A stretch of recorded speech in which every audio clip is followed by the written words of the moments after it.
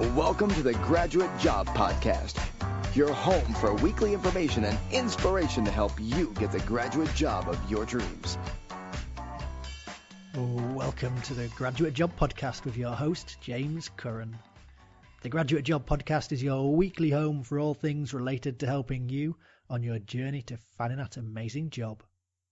Each week I bring together the best minds in the industry, speaking to leading authors, entrepreneurs, coaches and bloggers who bring decades of experience into a bite-sized weekly 30-minute show. Put simply, this is a show I wish I had a decade ago when I graduated.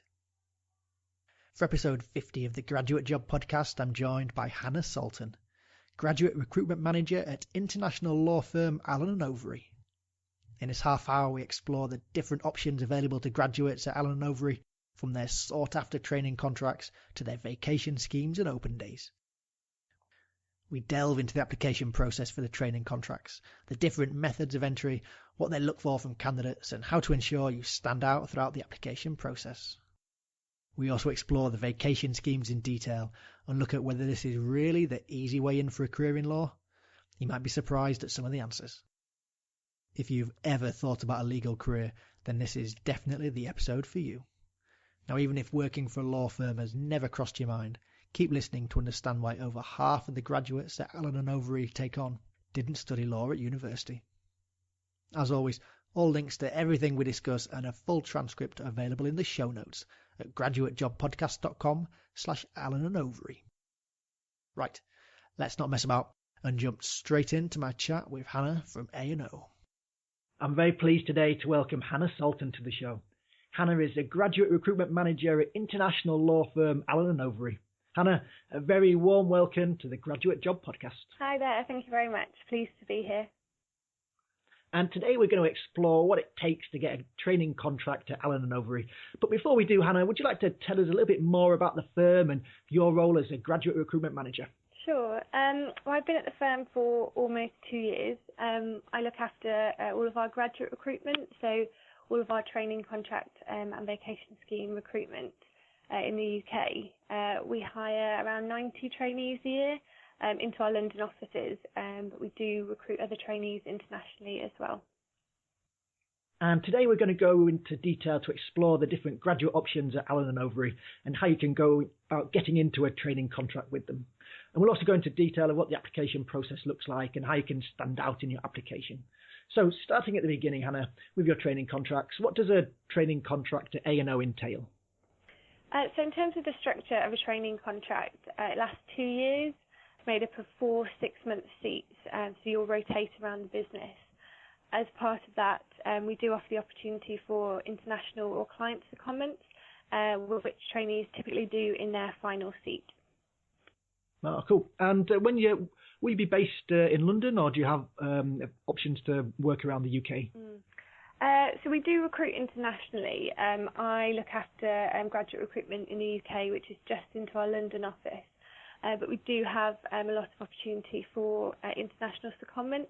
So we have trainees from London go to offices such as Hong Kong, Paris, they go to Singapore, New York, so all around the globe really. And we have listeners from all over the world. We've had downloads from more than 100 countries. Can they apply to work in the UK? Yes, we do have the opportunity to sponsor people for visas. So we do regularly recruit international students. We have a global mobility team dedicated to this. So there's more details on our website around sponsorship. Excellent. And thinking about the training contract, does the type of work you'll do differ depending on your entry route, whether it's through a legal practice course, LPC, or Graduate Diploma in Law, GDL? So we do recruit a really good mix of law and non-law students. It varies, but typically around 50% of our intake haven't studied law as an undergrad. All of our trainees, whether they're law or non-law students, will go through the tailored A&O LPC before they start their training contract. So that's a master's level qualification. It's very tailored to A&O. So we worked really closely with our training provider to make sure that whilst it features all the LPC requirements, it is tailored to our business, how we work, to really enable trainees to hit the ground running once they start. In terms of the GDL, so non-law students will do that before the LPC. But again, there's more details around sponsorship and grants and things like that on our website as well. I'm surprised it's 50% of the people you take don't have a law degree. Do you have any? Do you have any preference whether people have a law degree when they apply, or you're completely open? No, we're really open, and I think one of the things that we do value is having a diverse workforce, particularly with our trainees. We don't have a quota, so we don't have a fixed. We need half to be law or non-law, but we've just found that with our applications and with our hires, we do get a nice mixture.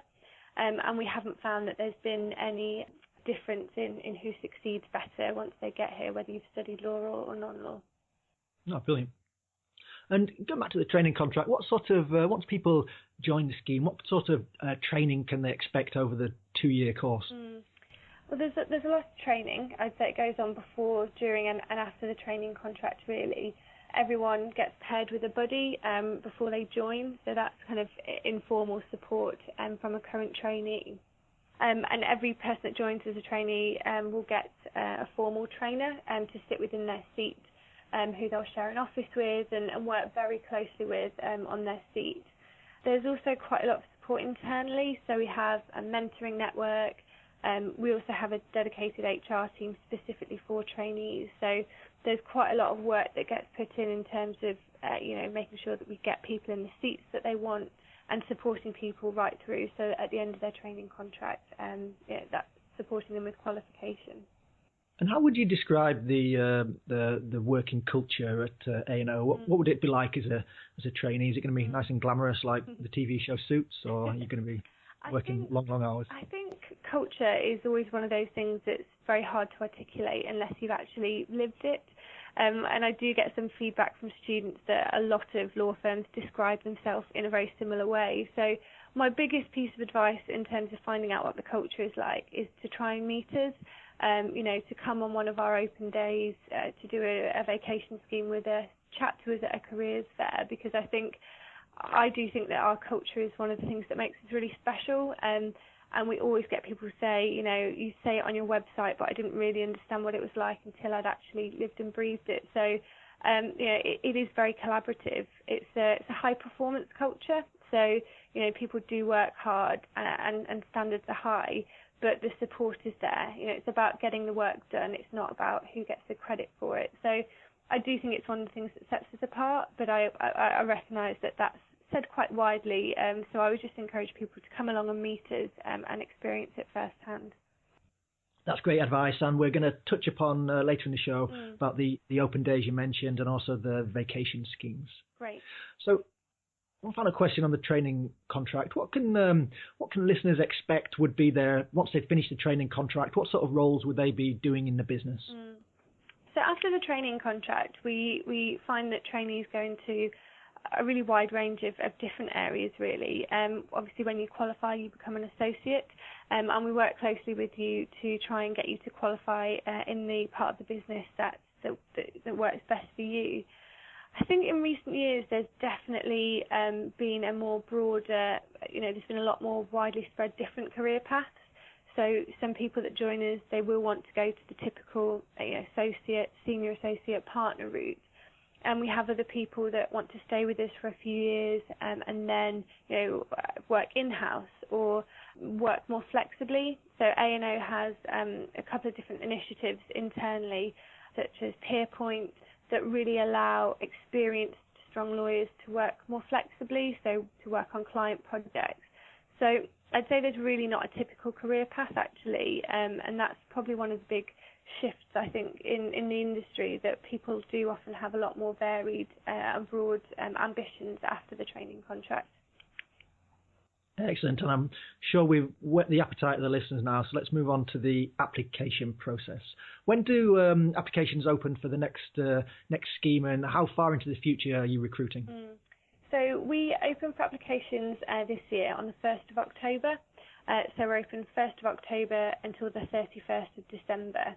And we're open for both vacation scheme and training contract applications during that time. You can apply to either, so anyone in their penultimate year onwards, so in their second year of a 3-year course, final year, or if you've already graduated, can choose to apply for either a vacation scheme or a training contract. But it's one, you focus on one application or the other. So, and there's some more information again on our website if you want to read a little bit more about which option might be right for you. Excellent. And speaking of your website, I'll be linking to everything we discuss in the show notes today, which is you'll be able to find at graduatejobpodcast.com/AO. And how many applicants do you tend to get for training contracts, but also for the vacation schemes? I get asked that question quite a lot by students on campus, and I always think it's quite an interesting question to ask because, you know, if you say a really high number, students can often get put off from applying. So what I would say is we do receive a high volume of applications. We receive a lot for our vacation scheme and training contract, but we also hire relatively a lot as well. So we hire around 90 trainees a year, between 60 and 70 vacation scheme students a year. So, you know, we do receive in the thousands often for all of our applications combined. But what I would say is, you know, don't let that put you off because we do hire people. So it's not a case of I've got no chance of getting anywhere with that. And you've got even less of a chance if you never apply. Exactly. So what does the application process look like? It opens on the 1st of October. Is it online application initially? It is, yeah. So we have quite a simple process, if you like, in the sense of we don't have any online tests. We don't have any psychometrics or anything like that. So it is an online application. There's a few questions based around your motivation for wanting to join A&O and your experience. And then if you're a successful application and get shortlisted for interview, there are 2 interviews that take place in our office. So one competency interview and one case study interview.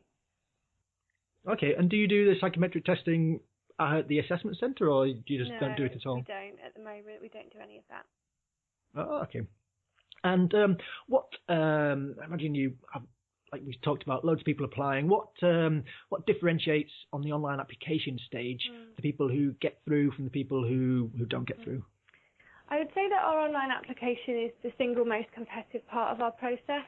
If you make it to interview with us, you know, we do hire a quite positive proportion of the people that come to interview. But I would say that, the application form is where we see more people drop out. So I just really encourage people to take their time.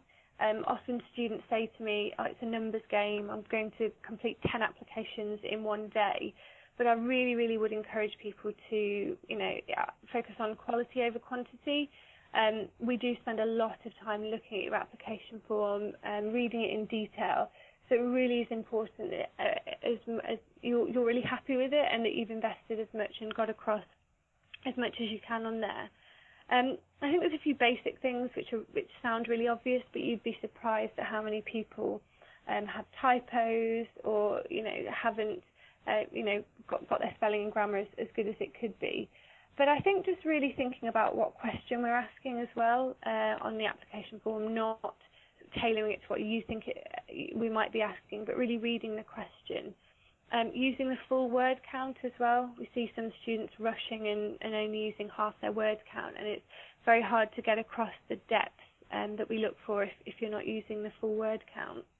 And really just think about your strongest examples. So if we're asking, tell us about a time when you've done this, just really think and reflect on what we might be looking for and what out of all of your experience is the strongest example. And we may come on to this later, but one point that I just want to make is it's not a requirement for you to have done legal work experience before applying to us. We really value so much more than that. So we recognise that not everyone has the opportunity to do legal work experience, and the type of skills that we look for, you really can get them from a broad range of different activities, whether that's working as a waitress or in a busy bar, whether it's volunteer work, whether it's leading a society. So we really do recognise that the skills we look for come from a really broad range of different things. So I'd say try and bring in different examples as well on your application form. They don't all have to be work experience related. Excellent. Now, you made some brilliant points there, and I completely agree with. some of the people that I coach through their applications, it's just trying to get them initially to change their mindset from that scattergun approach of just trying to get as many applications out as quickly as possible to focus down and take the time. And when I've been on the other side of the fence, sifting through online graduate applications, is you can so easily see the applications where people have copy and pasted, their answer. They've sort of got one from a previous application and it sort of fits this box, so I'll just paste it in and change the name of the company, and it does stand out a mile. Exactly.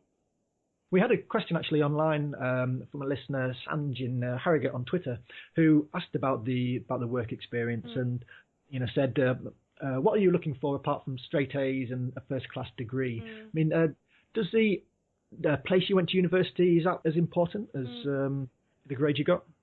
I would say academics are obviously something that we look for and take into consideration.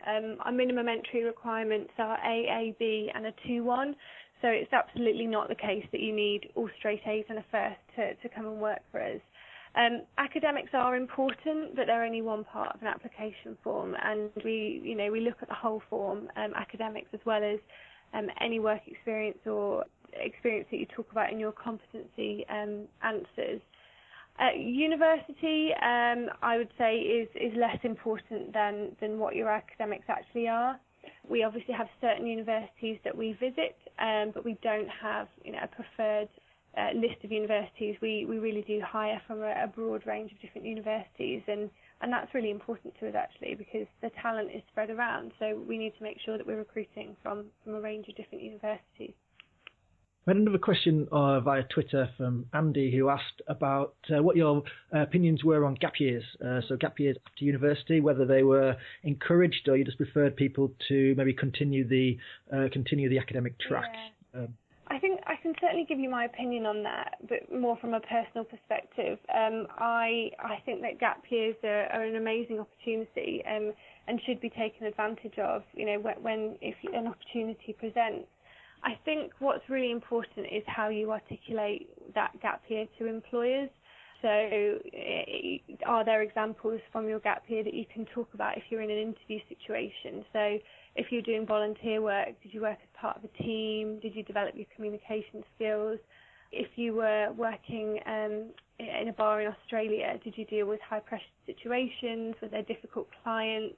So I think really it's a very personal decision, and if you want to do one, I would absolutely encourage that if you feel like it's the right thing. But I would also think about, well, whatever I've done during that year, what could I bring forward? What experiences have I gained? And even just travelling, you can gain that international exposure, which if you're applying for global firms can really help, and you can bring that into your answers as well. I completely agree. You've got a long time of your life to be working, so grab these opportunities to travel when you still can, and you're unencumbered by mortgages and relationships and the like. So speaking about travelling there, and how important are languages and having the language skills in an application?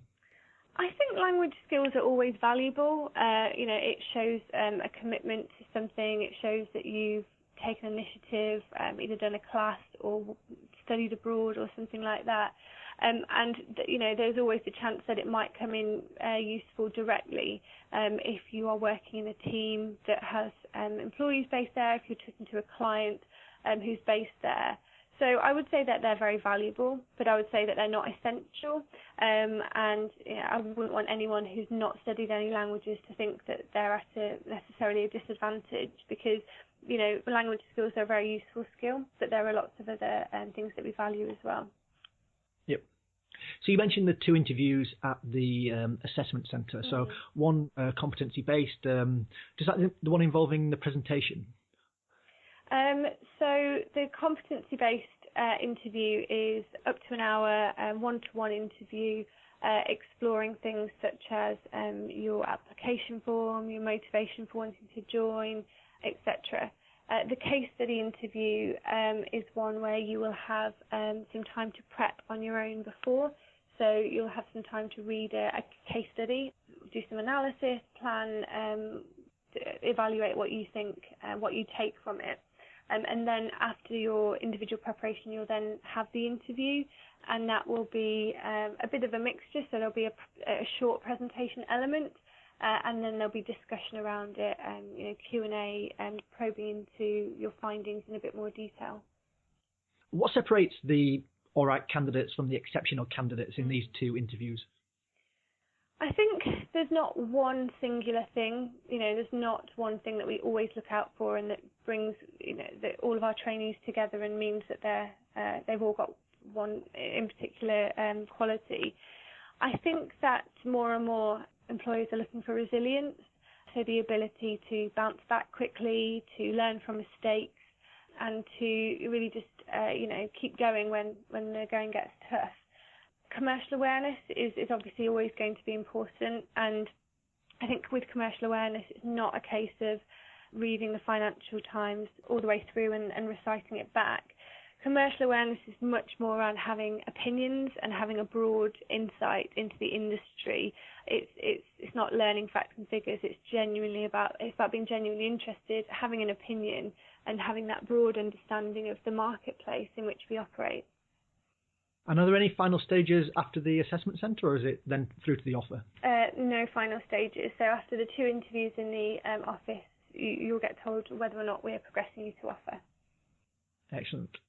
It's good when the application processes aren't too drawn out as a candidate going through it yourself. Yeah, I imagine, and it is always tricky. We want to process people as quickly as possible, but we also want to make sure we're assessing people correctly. So, sometimes it may take longer than others, but we do always, of course, try and get back to candidates as soon as we can. Yeah, and you mentioned it's open from the 1st of October through to the end of December. Do you find that there's the natural rush at the end of December as people just start to get the applications in? Yeah, you do find that, and we'd always, encourage people not to leave it until the last minute, particularly might ruin their New Year's Eve plans. We recruit on a rolling basis, so we do start screening applications and interviewing from when we open. So we do encourage people to submit applications as early as they can while still feeling confident with their application form. So inevitably, yes, a lot of people do leave it towards the end, and we always screen all the applications, but I would encourage people to absolutely submit their application sooner rather than later. Super. Before we move on to looking at vacation placements, any final top tips for people applying for the training contract? I think the tips are similar really for both training contract and vacation scheme. It's, read your application form, talk to people, so get some feedback from people at university or at careers advisors, things like that. But really just think about why you want it, try and personalise it.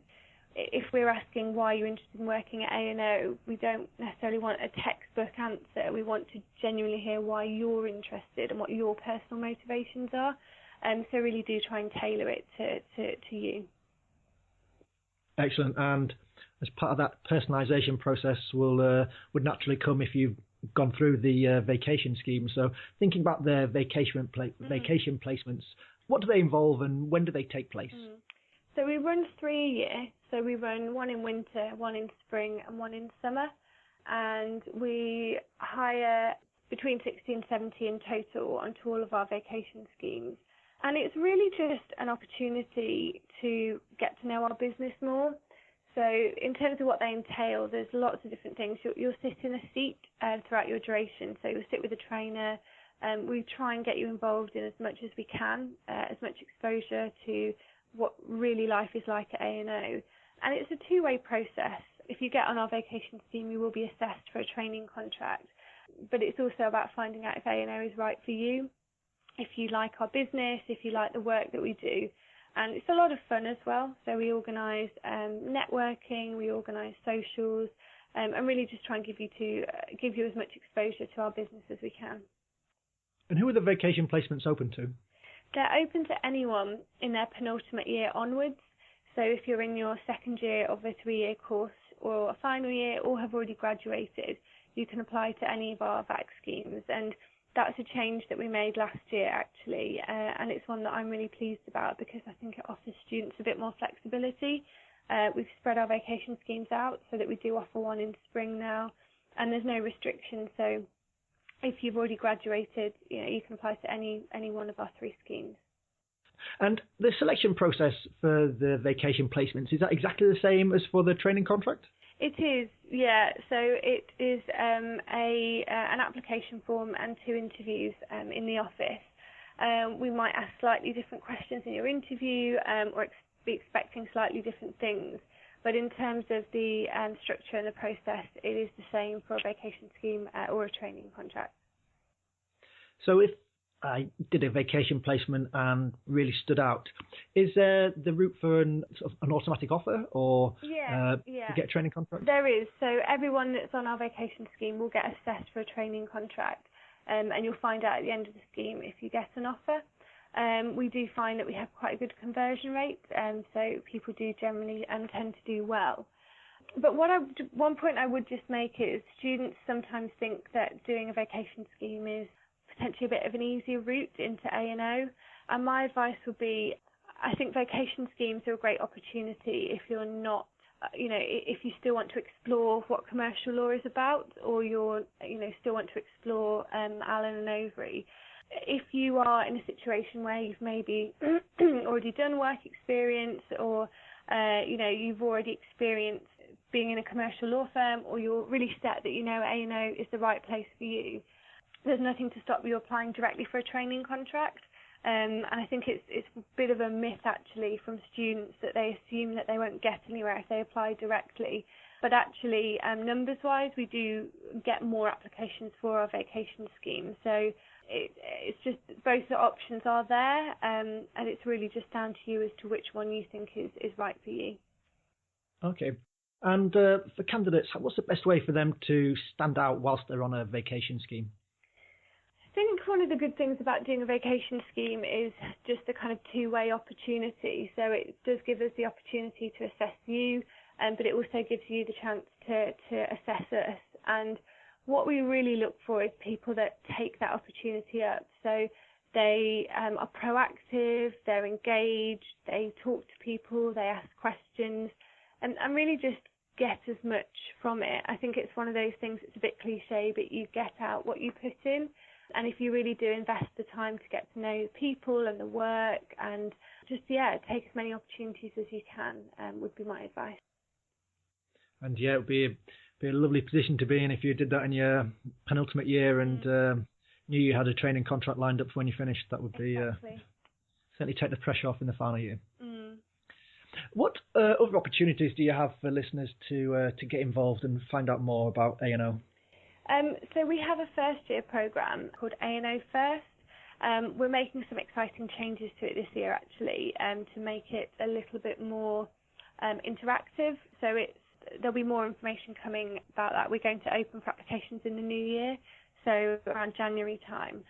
And we also have a big open day that we're running in the new year, and we want to offer that opportunity to as many people as we can, really. So keep an eye on our website in the new year. There'll be a lot more information about our first year programme and our big open day as well.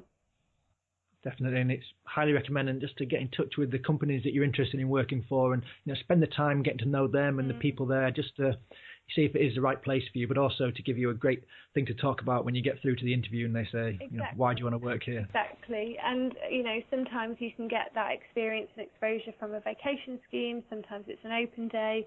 So there's lots of different ways. And I would really also encourage people to interact with us on social media. We encourage questions. We like people to be curious. So if you do have any questions about being a trainee or any particular seats, ask us on Facebook, tweet us, and we will get back to you. Hannah, unfortunately, time is flying today. So one final question before we move on to our weekly staple questions. What would you say to persuade someone who's in two minds about applying to A&O? I think the thing with A&O is we feel very passionately that we want people to make the decision that's right for them about coming here. And inevitably we do always get people who we've offered a job to, and they might have other offers as well. And I think for us it's just about making sure that it's the right decision for them.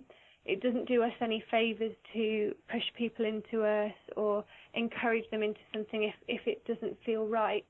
And I think that's one of the things that we really try and do with our social media and with our open day and with our vacation scheme is really just give you the opportunity to get to know us and know our business.